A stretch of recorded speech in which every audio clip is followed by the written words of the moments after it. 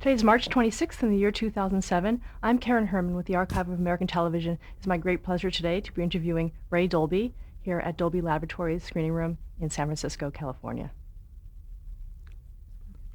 Okay, we're on. Thank you so much for being with us today. And our first question, we're going to start right from the beginning. What was your name at birth? Ray Dolby. Any middle name? Milton. Any nicknames growing up? Pardon? Did you have any nicknames growing up? No. Where were you born? Born in Portland, Oregon. When? January 18, 1933. Is that where you grew up? I grew up in that Northwest Territory until I was about 5 years old. Washington State, primarily. And what were your parents' names? Earl Dolby, Esther Dolby. And what did they do? Well, my dad was a fellow who wanted to do technical and scientific things, but he didn't finish his education properly, and he ended up selling things, which included various kinds of, let's say, tools, gadgets, houses, whatever he could sell. But he was a tinkerer and liked to investigate scientific possibilities. Do you think you got that from him? Oh, absolutely. What kind of things was he interested in terms of science and the projects that he worked on? Oh, how batteries worked, how one could employ batteries to drive cars, to propel cars. He was interested in photography, in putting the images of people on plaster masks, for example. And he became quite good at that. And your mother? Talk a little about her. She was educated at the Secretarial College in Olympia, Washington. And so she became secretaries for various industrial people and also for Montgomery wards. She was an administrator for Montgomery wards. Did you have any sisters or brothers? One brother, Dale Dolby. And what traits do you think you inherited from your parents, aside from what we've already talked about? How much what? What traits did you inherit from your parents, do you think? Well, I think certainly an interest in technology from my father, and from my mother, an interest in music. She came from a musical family, and practically everybody in the family could play a musical instrument, and they would play together, and it was a source of joy for everyone. And you had that same interest in music as a kid? Yes, I got it from my mother. Did you play an instrument? I played piano and clarinet. What kind of music were you interested in? Primarily classical music. Did you listen to recordings also as a kid? Yes, but recordings were expensive. One didn't have the same access to them that one has now. But my grandfather had quite a few recordings, and he had wind-up phonographs, and I would play those. Did you have, in terms of your hearing, did you have very good hearing as a child? As a child, yes, and up until, well, I suppose my 40s or so. It's not as good as it used to be now, but I could hear about 23 kilohertz when I was 16 years old. Is that really unusual? I don't know, but young people can hear higher frequencies than older people. What were you interested in as a kid? Photography, motion pictures, how motion pictures were made, mechanics, how engines worked. I loved working on mechanical things like my bicycle and then my motorcycles, and then cars. Um, I like to make things, build things. Stop here. Okay, we're back on. Did you know what you wanted to be when you grew up? I wanted to be connected with technical things and also with music. And what did you think that would be? Did you have any ideas as to how you would accomplish that as a kid? By learning how mechanics work, how electricity works, and how electronics work. I was very interested in those things. Of course, in music, I listened to a lot of music, particularly classical music, and gradually became familiar with the classical music language, so to speak. And for the most part, that's what I listen to this day. The old popular music of let's say, the 40s, 50s, 60s, that was okay. But things started going off the track, as far as I'm concerned, in let's say, the 70s and 80s, with acid rock and things like that. That kind of thing just does not appeal to me.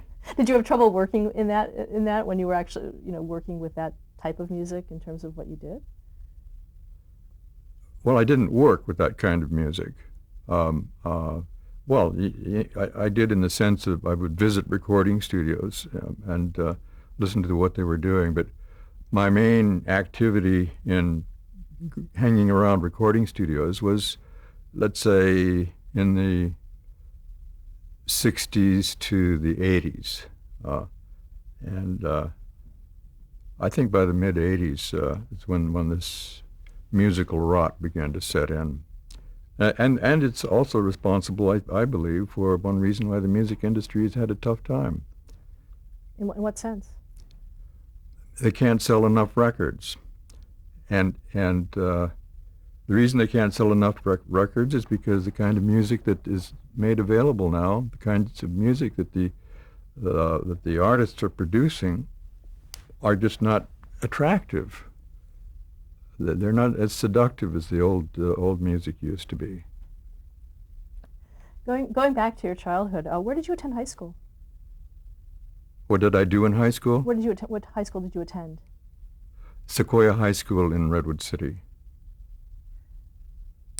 Did you? If you can slow down a little bit in the way you ask questions and enunciate very, very clearly, I'll get it.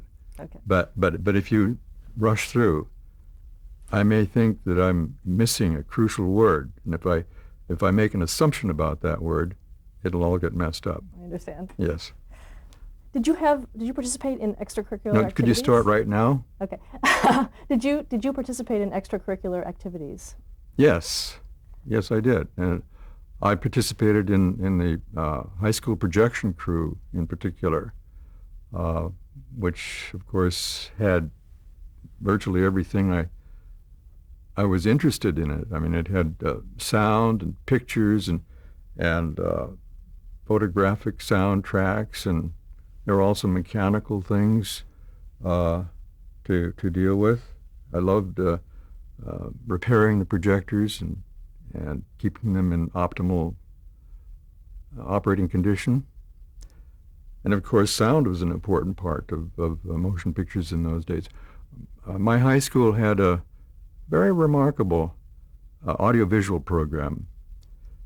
The high school had 3,200 students, and so with a high school that size, it was worthwhile to have an audiovisual program going that was really good and efficient.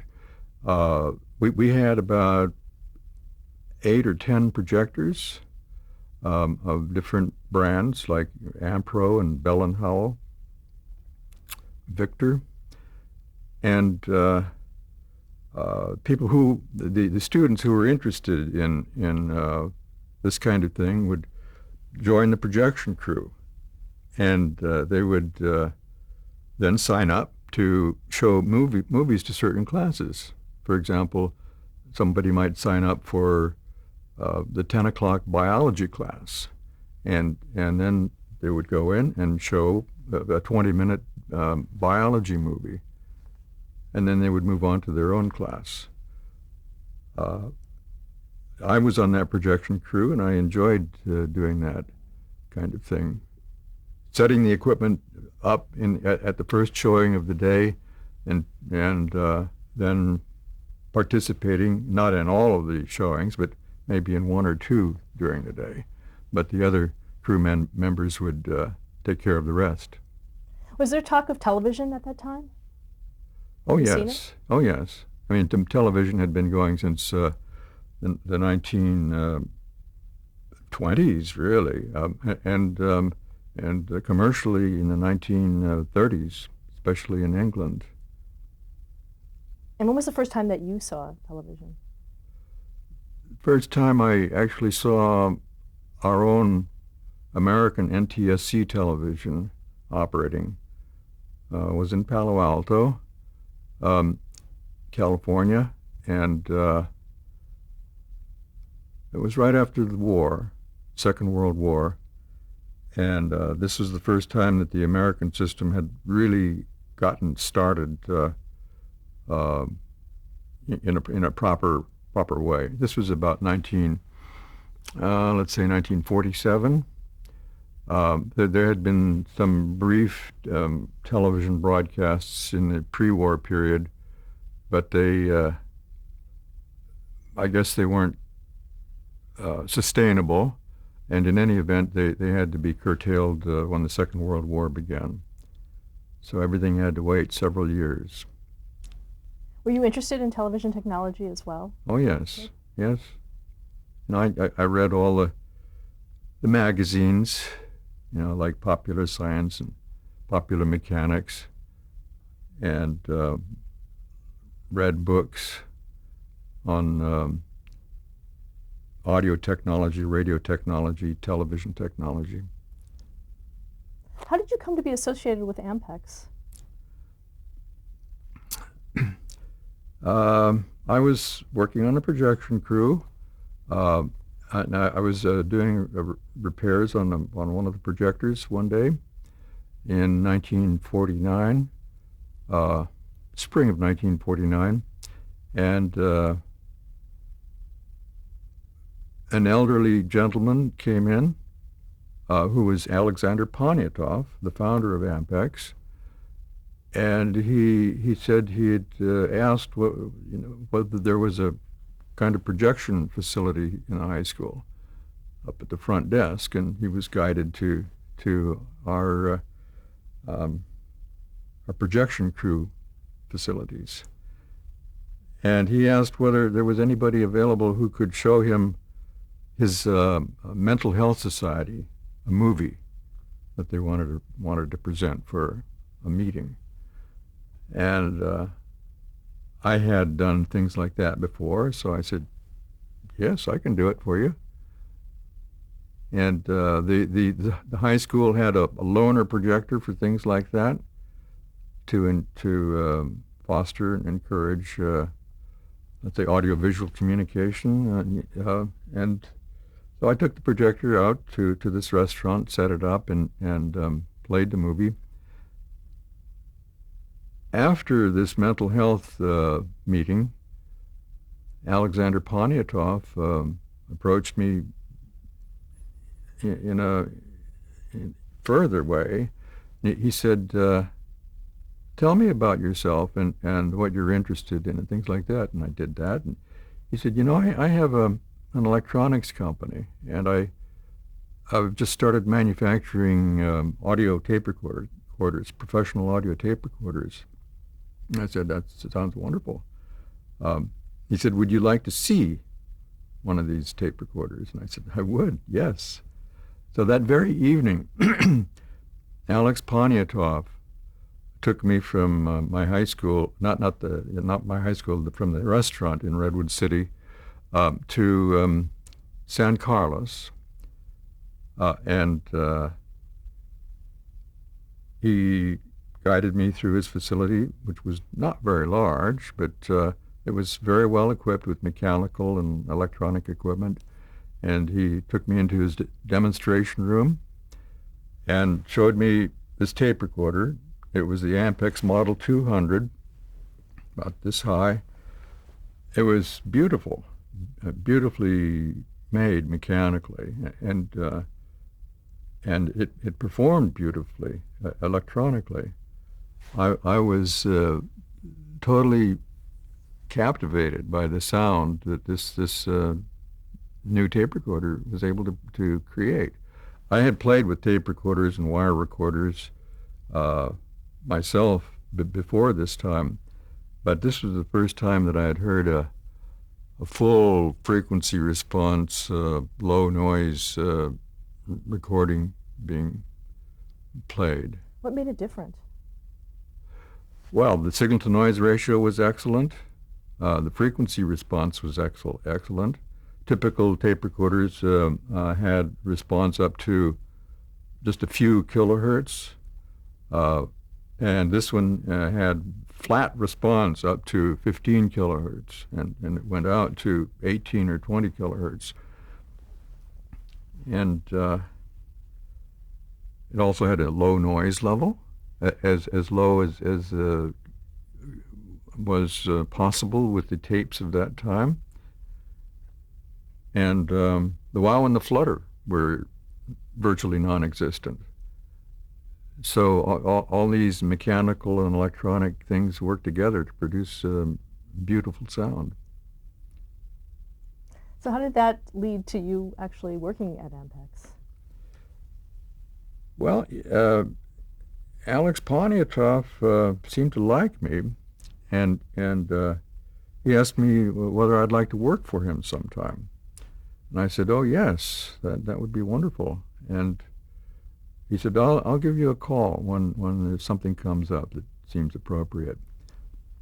So I had to wait about 2 or 3 months, as I recall, and Alex Poniatoff called me and said he had something that would be perfect for me to do. He knew about all my tinkering and experimenting with tape recorders and things like that, and my familiarity with the whole process.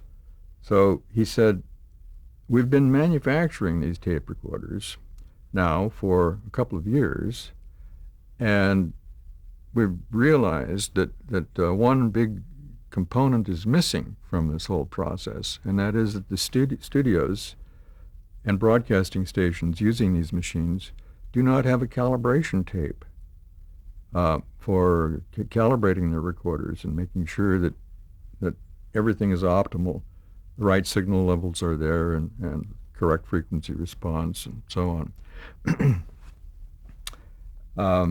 He said, "I'd like you to make these tapes." And that sounded like an interesting challenge. One of his engineers, by the name of Frank Leonard, had made a master tape of the desired calibration tape that they wanted to make, and that included all the frequencies, beginning with about let's say 30 hertz and going up to about 15 kilohertz, and Frank Leonard put his own voice on the tape, saying 50 hertz, 100 hertz, although he didn't say hertz, he said cycles per second, 100 cycles per second, 200 cycles per second, and so on. And so Frank Leonard, the young engineer, did all that groundwork. All he needed was somebody to take command of two machines, two big Ampex 200s, and reproduce this tape. And so that was my job. Frank Leonard showed me the ins and outs of what I had to do, and then I was turned loose in making these tapes. And that included, making sure that everything was clean, using Q-tips and solvents and things like that to make sure that there were no particles of any kind on the heads that would disturb the recording or playback process. So I did this for 2 weeks, and it was a very interesting, exciting time for me to not only do this project, but to look around and see what else was going on in the lab, talking to the engineers. Well, it was about, I guess, a day or two before I had to leave, that Alex Poniatov came to me and he said, this is it. We've run out of time, and we can't pay you beyond this time. Ampex was running on a shoestring, you see, and they had to scrape around for money, and they had a very difficult time. I remember once Alex spilled a roll of tape on the floor. These were 14-inch reels, and in those days, professional tape recorders didn't use two flanges. They didn't have a flange on the bottom and a flange on the top. They just had a flange on the bottom. And so the tape recorder operator would have to handle this roll of tape very carefully to make sure that it didn't spill. Well, one day, Alex took one of these tapes, and right before my eyes, he stumbled or something went wrong, and the whole tape cascaded onto the floor. Terrible mess on the floor. And the next thing that happened really amazed me. Alex said, "I need a box." And somebody fetched a box for him, about this size, and Alex put all of this tape into this box. He said, "I'll take this home and I'll wind it on." Because he knew how expensive that tape was, and he couldn't bear the thought of a whole roll of tape just being put into the trash bin. So he was very economical. So anyway, so my work at Ampex was brought to this rather abrupt halt. He said, "But don't worry, as soon as something else comes up, I'll give you another call." And that he did. Some months later, but he found a job for me in doing the wiring for a geophysical tape recorder. It was I believe a 7-track direct recording machine that was to be used in oil exploration. In what way? The way the oil industry finds oil is by drilling holes into the earth and then igniting some dynamite or some combustible material, which then sends a wave through the earth, and they set up microphones. The oil exploration companies set up microphones around this place, and they listen for and record the signals that are coming back, and they can identify places where oil are by these signals that come back, and then they know where to drill for oil and set up a drilling rig. And what was your work on that machine? I did the wiring. Of course, at that time, that one used vacuum tubes and transformers and capacitors and resistors and things like that. All of that had to be wired together, and so I spent I don't know, a couple of months making this equipment, including a DC motor generator setup, which was to power the machine when it was out in the field. Were you still in high school at the time? Yes. Mm-hmm.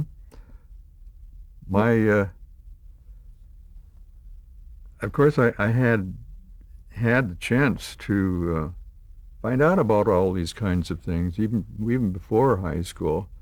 But in high school, especially, we managed to nail down a lot of this technology. And so the whole Ampex opportunity was just a natural for me. I mean, Ampex is the most perfect company I could have worked for. How were you able to balance your studies with working with Ampex? Well, my grades were pretty good, and by the end of my junior year,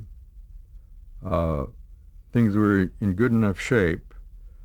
The grades and my academic situation were in good enough shape that I could approach the high school authorities and the principal and say to them, look, I have this wonderful opportunity to work at Ampex Corporation on technology projects.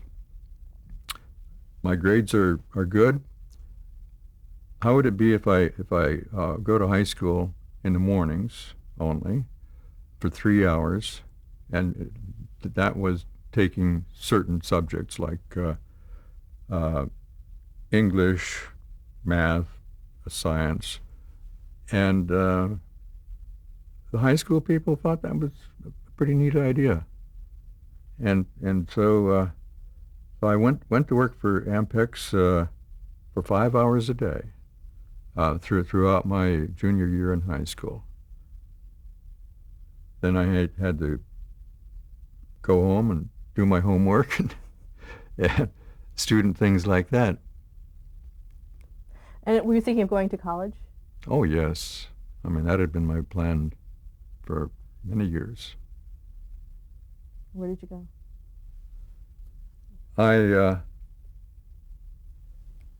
I first went to San Jose State, and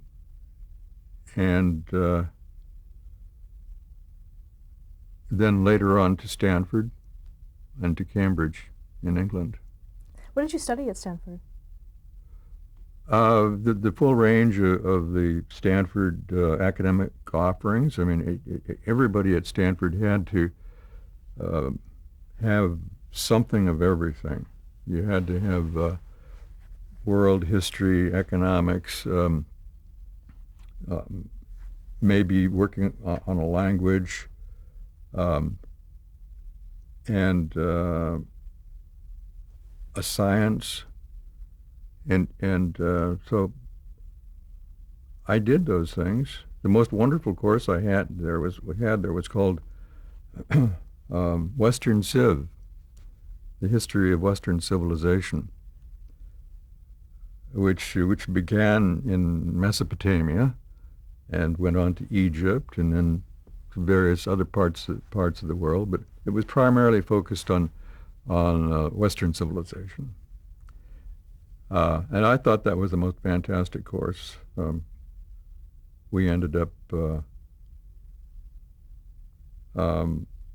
studying many of the classic historic books. I mean, St. Augustine, for example. And I really enjoyed that course. Stanford finally eliminated it for reasons unknown, but I thought it was just super to understand how Western civilization had gotten started and managed to progress. It gave you a nice well-roundedness, I Mm-hmm. assume, as well. Let's stop there to change the tape. Okay.